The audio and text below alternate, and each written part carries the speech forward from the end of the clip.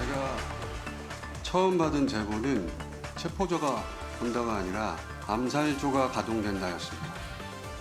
체포되어 이송되는 한동훈을 사살한다. 잠시 부연하자면 한동훈 대표의 사살은 북한의 소행으로 몰기 용이한 여당 대표이고 국회 과방위에 참석한 방송인 김어준 씨. 대통령이 하려던 건 정치인 체포가 아니라 암살이었다는 제보를 받았다고 했습니다. 특히 다른 정치인의 사살 여부까지는 알지 못하지만 한동훈 대표는 북한 소행으로 몰기가 좋아서 암살하려 했었다고 말했습니다. 미군 몇 명을 사살하여 미국으로 하여금 북한 폭격을 유도한다. 김 씨는 사실관계를 모두 확인한 건 아니라고 단서를 붙였습니다. 황당한 소설 같은 이야기라 제보의 출처를 일부 밝혔는데요. 국내 대사관이 있는 우방국에서 들었다고 전했습니다. 오늘도 이렇게 놀랄만한 증언들이 쏟아졌습니다. 그렇습니다. 놀랄만한 증언과 진술이 오늘도 국회에서 쏟아졌습니다. 일단 국회는 현재 긴급 현안 질의를 진행하고 있습니다. 본회의가 진행되고 있고요. 여기서 2차 계엄 모의 정황이 공개될 것이라는 게 민주당이 예고한 내용인데 아직까지 문서가 공개되지는 않았고요. 저희가 공개된다면 곧바로 현장을 연결할 예정입니다. 일단 어떤 내용인지부터 간략하게 소개를 해주시죠, 이동학 의원님. 대략적으로 이렇습니다. 당일에 계엄이 실시됐던 시간은 10시 23분입니다. 근데 원래는 10시에 이게 9시가 조금 넘어가자 방송사로 공지가 됐던 시간은 10시였습니다. 그런데 이 국무위원들이 제대로 잘 모여지질 않아서 계엄의 이제 성사 요건이 안 됐던 거죠. 나중에 드러났지만 계엄의 성사 요건 없이 대통령이 일방적으로 10시 23분에 발표를 한 것에 불과한 것이고요. 11시에 포고령이 발표가 또 됐어요. 아주 무시무시한 포고령이었죠. 정치 활동을 금지한다라는 얘기까지 있었고요. 이거 아주 위헌적이었어요. 그리고 난 다음에 국회가 굉장히 분주하게 움직였잖아요. 많은 국회의원들이 담을 넘어가지고 이 민의의 전당에 이 군대가 쳐들어와가지고 사실상 군 앞발에 짓밟히고 있는 그런 상황에서도 190명의 국회의원들이 다 모여가지고 결국 그것을 방어하는 이 결의안을 통과를 시켰어요. 그래서 12시 40분경에 국회의장이 이것에 대해서 무효다라는 이제 선언을 합니다. 그러면 즉각 대통령은 이 의회의 결정에 대해서 당연히 그것이 무효라고 하는 그것을 확인해주는 메시지를 내야 함에도 불구하고 거의 한 4시간 정도 동안에도 아무런 말이 없었습니다. 그러니까 그 4시간 동안 이 계엄과 관련된 제2계엄을 하려고 하는 것 아니냐라는 의혹이 계속 제공됐고 그 사이에 김용현 국방부 장관에게 대통령이 질책을 했다. 이런 여러 가지 이제 말들도 나오지 않았습니까? 그래서 그거를 뒷받침하는 자료가 민주당에 입수된 것이 아니냐. 이러한 것들 때문에 이제 공지를 하게 됐던 것이고 아직 저거를 공개하는 시점은 좀 민주당에서 좀 재고 있는 것 같습니다. 그런데 그것이 나와봐야 실제적으로 그것이 문서상으로 딱 드러난 것인지 아닌지 이걸 알 수 있을 것 같습니다. 자, 시청자들께서 잠깐 궁금해하실까 봐요. 이동학 의원님 지금 어깨 부상 중인데 빨리 쾌유하시기를 바라겠습니다. 자, 과방위 전체 회의에서는 방송인 김어준 씨의 참고인 진술이 있었습니다. 한동훈 국민의힘 대표를 사살한다는 내용을 들었다. 그런 제보가 있었다라는 얘기인데 계속 들어보겠습니다. 지금부터 말씀드릴 내용은 그 사실관계 전부를 다 확인한 것은 아니라고 전제하고 말씀드립니다. 감안해서 들어주십시오. 1. 체포되어 이송되는 한동훈을 사살한다. 2. 조국, 양정철, 김어준 체포되어 호송되는 부대를 습격하여 구출하는 신용을 하다 도주한다. 3. 특정 장소에 북한 군복을 매립한다. 4. 일정 시점 후에 군복을 발견하고 북한의 소행으로 발표한다.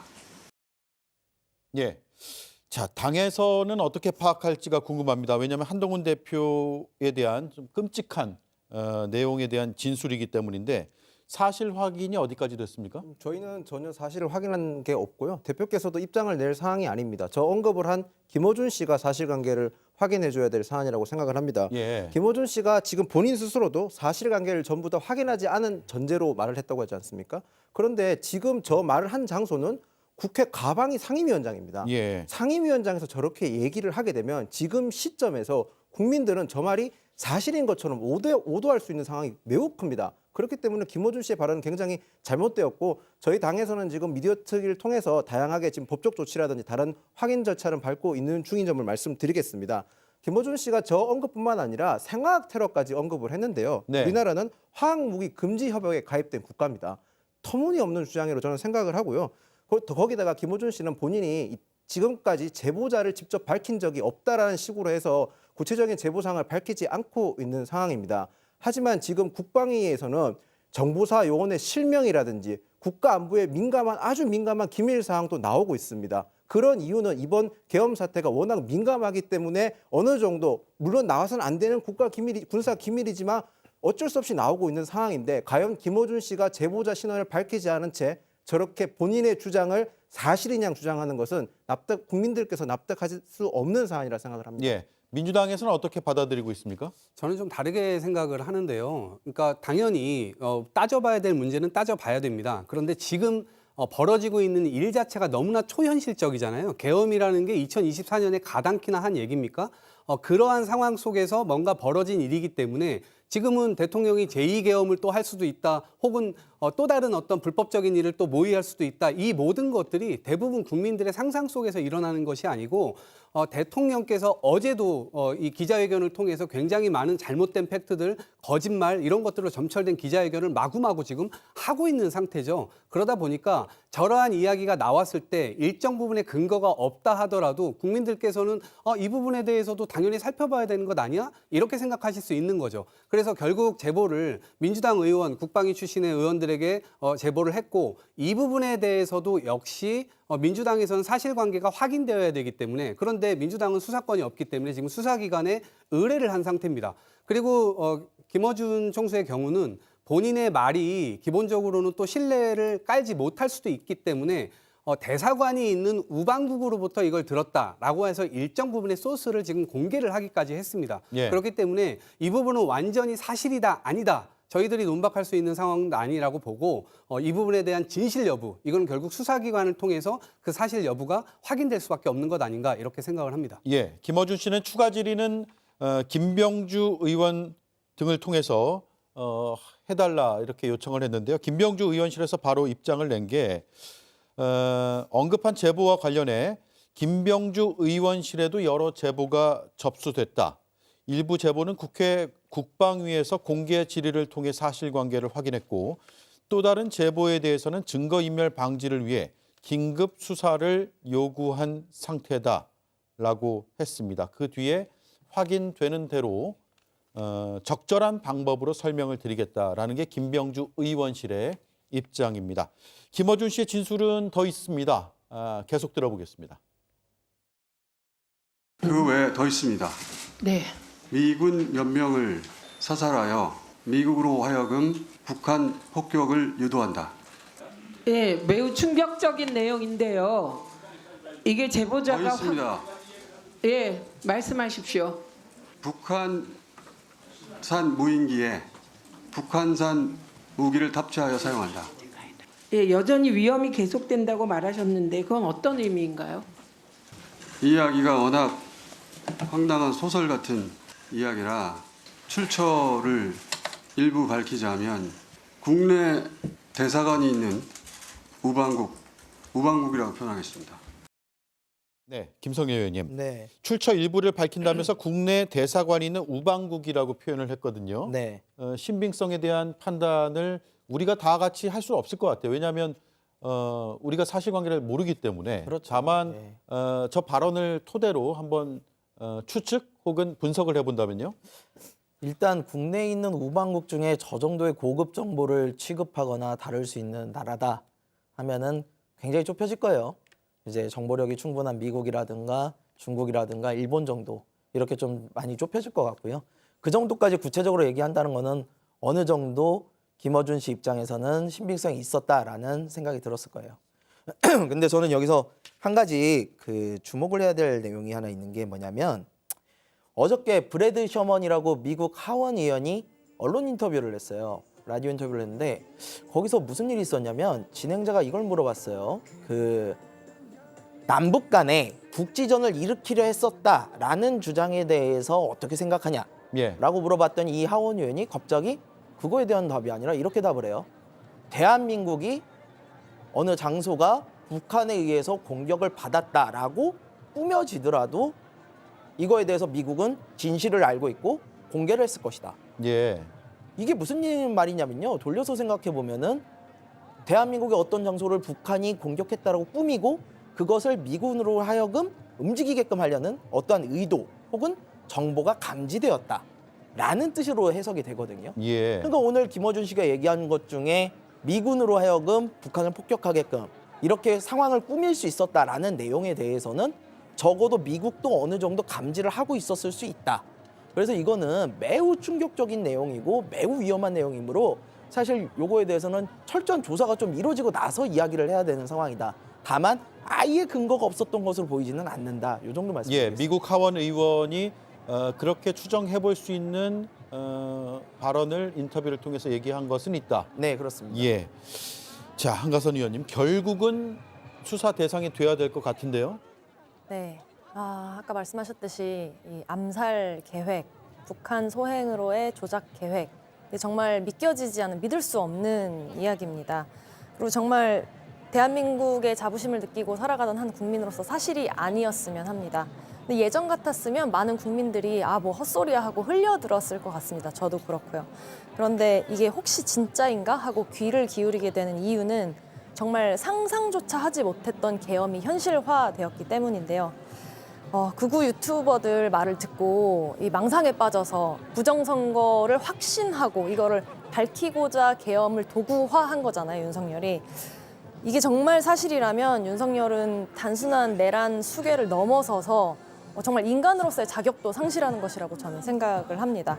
탄핵을 하면 수사를 할 수 있고 수사를 하면 밝혀질 사안이라고 생각하기 때문에 내일 당장 탄핵을 해서 국민들이 더 이상 불안하지 않게 낱낱이 밝혀져야 된다고 생각합니다. 네, 일단 국민의힘에서는 김어준 씨에 대해서 법적 대응에 나선 상황이고요. 네. 그리고 민주당에서는 신빙성이 좀 있다라는 이야기, 또 미국 하원 의원의 인터뷰 내용으로 추정해 볼 수 있는 상황도 분명히 있기 때문에 우리가 이 정도로만 다루도록 하죠. 이 내용을 더 논평하거나 분석을 한다고 해서 뚜렷한 사실관계를 알 수 없기 때문에 이 정도만 하겠습니다. 자, 그런 가운데 윤석열 대통령은 직무에서 손 떼겠다고 지난 주말에 했는데 오히려 지금 담화 뒤에 전면에 나서는 모양새거든요. 한기호 의원을 국방장관 후임으로 하려고 했는데 본인이 고사했다면서요? 뭐 어떻게 보면 당연한 거라고 저는 생각을 합니다. 지금 시점에서 다른 부처의 장관도 아니고 국방부의 장관은 국민들께서도 굉장히 민감하게 받아들일 수밖에 없는 상황이지 않겠습니까? 그렇기 때문에 그 마땅한 대체자도 없을 뿐더러 한기호 의원도 굉장한 심적 부담을 느꼈을 겁니다. 그렇기 때문에 당연히 거절하는 것이 당연한 수순이었다. 이렇게 보시면 될 것 같습니다. 예. 자, 그리고 담화 이후에 대법관 임명 동의안을 제출하기도 했습니다. 그러니까 대통령이 가진 권한들을 어제 담화를 기점으로 해서 이제 적극적으로 행사하는 모습이에요. 네, 저는 이걸 지켜보면서 굉장히 후안무치하다. 본인이 지금 어떤 일을 저질렀는지도 인식하지 못하고 있고 인정하지도 않고 있는 상황에서 거의 자신의 권한을 행사하는 것은 이것은 대국민 선전포고와 같다라는 말씀을 드립니다.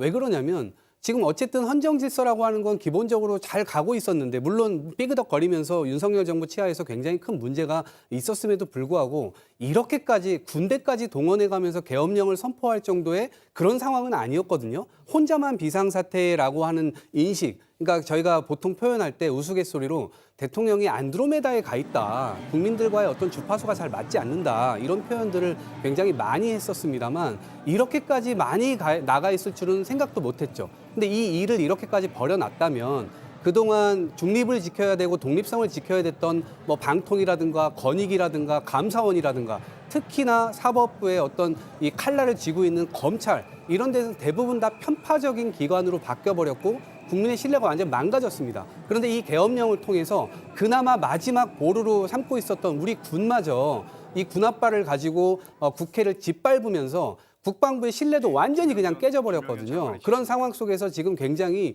비극적인 현실을 지금 이 군인들이 지금 맞고 있는 상태이거든요. 근데 그런 것조차도 본인이 뭘 잘못했는지에 대한 인식이나 이런 거 없어요. 그러다 보니까 국민들께서는 단 하루라도, 단 1초라도 대한민국 대통령으로서 윤석열을 인정할 수 없고 대통령으로서 인정도 못할 뿐만 아니라 당연히 거기에 따르는 이 일종의 권한 행사 이런 것들을 빠르게 막아야 된다라는 생각을 가지고 있는 거거든요. 그래서 지금 여의도 앞에 굉장히 많은 국민들이 있고요. 또 생업 때문에 못 오더라도 그런 마음을 응원하는 마음을 다 가지고 계신 이 국민의 수치가 굉장히 많이 높아지고 있는 상황입니다. 그런데 대통령이 뭔가 헌정 질서를 이유로 이렇게 계속 임명권을 행사한다? 여기에 대해서 공감하는 국민들 거의 없을 것이라고 보고 하루빨리 아무것도 하지 마시고 좀 내려오시라 이 말씀 드립니다. 예.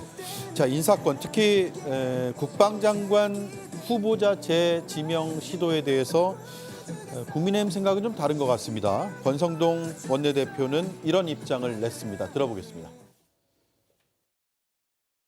대통령이 계속 국방장관 임명 인사권을 휘두르고 있다는 지적 나오는데요. 적절하다고 생각하십니까?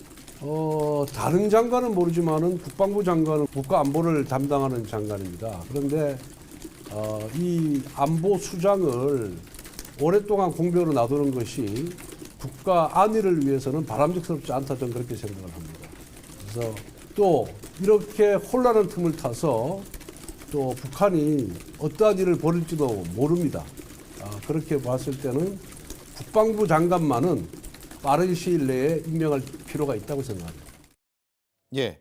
반면에 한동훈 대표는 측근들에게 매우 부적절하다라는 입장을 냈습니다. 윤 대통령이 불법 계엄한 혐의로 수사 중인데 지금 시점에 군 통수권 행사 매우 부적절하다라는 입장을 밝혔습니다. 김성열 의원님. 네. 야당 시각에서 볼 때 적절해 보입니까? 부적절해 보입니까? 글쎄요, 이거는 야당 시각으로 굳이 접근하지 않아도 될 것 같습니다. 왜냐하면 모든 국민들이 그렇게 생각을 하실 거예요. 다른 것도 아니라 국방장관입니다. 군을 움직일 수 있는 사람이에요. 지금 저희가 제일 무서운 게 뭐냐면 언제 제2, 제3의 계엄령이 나올 수 있을 수 있다. 이 부분이 제일 무서운 거거든요. 그런데 지금 국방장관을 임명을 한다는 게 국민들로 하여금 얼마나 불안감을 더 주겠습니까? 지금 권성동 의원 그러잖아요. 북한이 무슨 일 벌일까 봐 빨리 채워야 된다. 아니에요. 북한이 무슨 일 벌일까 봐보다 윤석열 씨가 무슨 일 벌일까 봐가 훨씬 무섭습니다. 그렇기 때문에 이 부분에 대해서 국방장관을 채우는 지금 임명을 해야 된다라는 거에 절대 동의할 수 없고요. 그다음에 담화를 우리가 다 봤잖아요. 대통령의 윤석열 씨의 대국민 담화를 봤는데 본인이 잘못한 것은 전혀 인지를 못하고 있어요. 그리고 오히려 계엄에 대해서 고도의 통치행위다라고 자기 부정하고 자기 변명만 하고 있다는 거죠. 거기에 부정선거론까지 꺼내 들었습니다. 이게 이 정도 상황쯤 되면은 저 윤석열이라는 사람에게서 군 통수권이라는 위험한 칼날을 빨리 뺏어야 돼요. 근데 어저께 경찰이 대통령실에 압수수색하러 들어갔는데 대통령실에서 막은 거 아닙니까?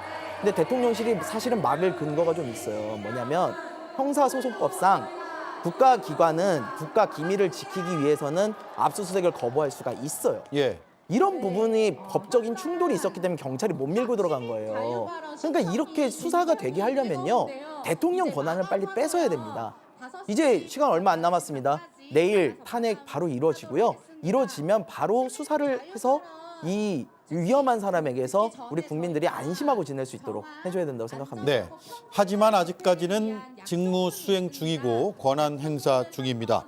한가선 의원님, 김건희 특검법, 내란 특검법안이 어제 국회 본회의를 통과했는데 윤석열 대통령이 이걸 또 거부권 행사할 수도 있다. 이런 해석과 분석이 나오고 있어요. 네. 우선 내란 공범으로 몰리고 있는 한통속이라고 보이는 이 국무위원회는 양심이 있다면 제2요구권을 건의를 해서는 안 됩니다. 진실을 알고 싶은 국민들은 정말 지치고 분노하고 있는 상황인데요. 사실 예상되는 수순은 뻔하죠. 예. 취소하겠습니다. 윤석열은 자신과 가족을 지키기 위해서 뭐라도 할 사람이고요. 정말 100번이고 1000번이고 거부권을 행사할 것이라고 생각합니다. 계엄 이후에 젊은 청년들 사이에서 정말 윤석열을 조롱하는 온갖 게시물들이 인터넷에 올라오고 있습니다. 아이러니하게도 윤석열은 정말 대한민국에서 가장 유명한 사랑꾼이 되었는데요. 로맨티스트가 꽃다발 이벤트, 풍선 이벤트 하는 건 봤어도 계엄 이벤트 하는 건 처음 봤다. 이런 조롱까지 올라오고 있거든요. 이런 역사적인 트라우마가 될 수 있는 엄중한 사안이 이렇게 한낱 조롱거리로 전락한 이유는 윤석열이 계엄을 도구화했기 때문입니다. 자신의 망상을 입증하기 위해 무슨 카드게임의 조커처럼 써버렸다고 생각을 하거든요. 이젠 정말 남녀노소 모든 국민들이 집중을 하고 있는, 이목이 집중되는 사안이기 때문에 또 거부권을 행사한다면 이것은 정말 폭망에 이르는 길을 좀 앞당기는 것이라고 생각합니다. 예. 그런데 국민의힘 권성동 원내대표가 제2요구권 행사 요청을 한 걸로 지금 보도가 되고 있어요.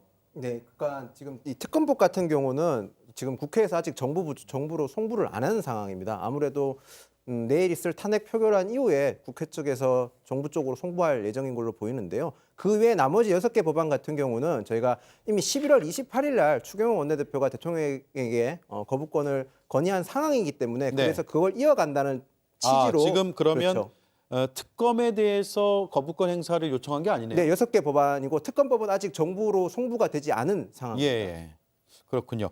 자, 수사기관은 윤석열 대통령을 내란 수계로 적시를 한 상황입니다. 지금 관저에서 업무를 보고 있는 것으로 보이는데 내란 수계로 수사기관에서 지목된 인물이 직무를 관저에서 수행하는 상황. 더 나아가서 본인에 대한 수사, 내란 특검법에 대해서 거부권 행사가 가능할 수 있는 이 구조. 이건 굉장히 비정상적인 구조일 수밖에 없잖아요. 그럴 수밖에 없죠. 그리고 국민들도 아마 납득하기가 어려울 겁니다. 대통령의 권력이라고 하는 건 어디로부터 나옵니까? 결국 국민들로부터 나오는 거 아니겠습니까?